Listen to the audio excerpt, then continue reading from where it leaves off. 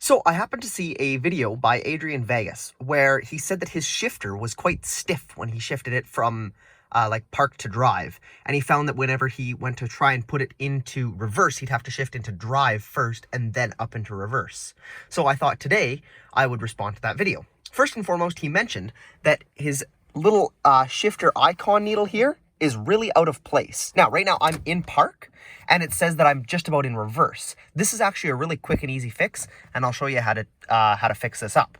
So first off, what you're going to do is you're going to go over here by the shifter lever here, and you're just going to pull off this little boot here.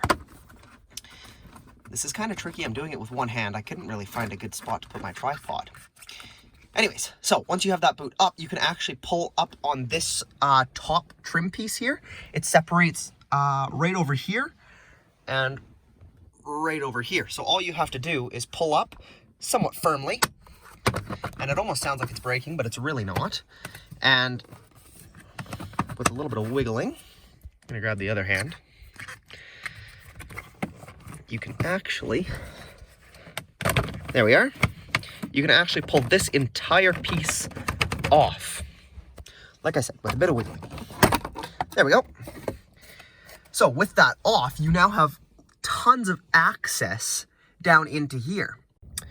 Alrighty, so now that I have the shifter boot off, I've put the car into neutral, and I've made sure to put the park brake on so the car doesn't roll anywhere. And as you can see, it looks like it's kind of in between drive and neutral. If you look right down here, you can see there is a little red cord here. This red cord, and that's actually what makes this move. So right now I'm not shifting gears or anything like that, I'm just tugging on that cord. So this is actually how it works. I'll see if I can kind of show you. So you can actually see when I shift into different gears, that moves, and that actually moves the little needle so that you can tell what gear you're in. So I'm gonna put it back into neutral. That's reverse, that's drive, and that's neutral, okay? I'm gonna put the park brake back on. And you can see just behind here is a little dial almost. So like I said, I'm in neutral. And what I'm going to do is I'm going to start turning this dial to the left, and that will move the needle to the left. So if I keep on rotating it, as you can see, it's going right back to neutral, and you can kind of put it just however you want it. So I like it right in the center. So now if I shift it into drive, remembering to hold the brake down, you can see it's right on drive, right on 2, right on 1. I can shift it back into park and it's right on park. I can shift it into neutral, it's right on, or into reverse, it's right on reverse now, which looks a whole lot nicer than it did before. So now I'm gonna put it back into neutral, and I'm gonna make sure to put my park brake back on, and I'm gonna discuss the other issue that he was having, which was that his shifter is tremendously firm, which is quite weird. Alrighty, so right here what I'm showing you is actually what the shifter is connecting to.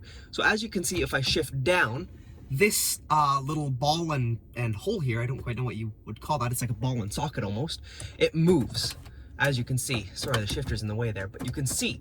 And you can see on there, there's a good amount of grease. You can see there's actually, oh, I'm not in camera here, hold on. See if I can figure out with the camera. There we go. You can actually see there is a decent amount of grease on there. So I'm thinking if you were to grease that up, it would probably make shifting a whole heck of a lot smoother. Now, I'm also going to move the camera here, and I'll show you at a different angle another thing that should be greased. Alrighty, so you can't see this very well, but once you take this little cover off, you should hopefully be able to see it in your own car. So you can see that there's grease on that little ball and socket, and if you look just a little bit further down there, it looks like there's supposed to be some grease down there.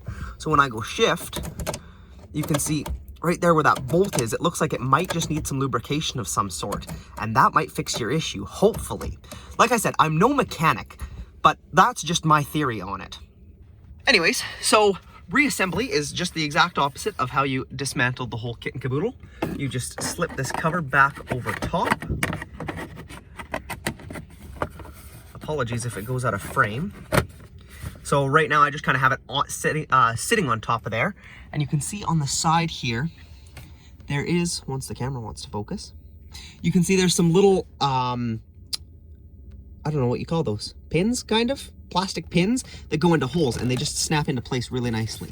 I just want to make sure that those line up good so that that'll snap into place nicely. And you can do the exact same thing on this side. you can see there's a couple little of those pins that just go into the holes, and they just snap really nicely into place. Then you can just wiggle your shifter boot back down into where you want it, and this goes in the top first. There's little hooks there. As you can see, those just hook into that little piece. Oh, and it does help to have the keys out. Hold on.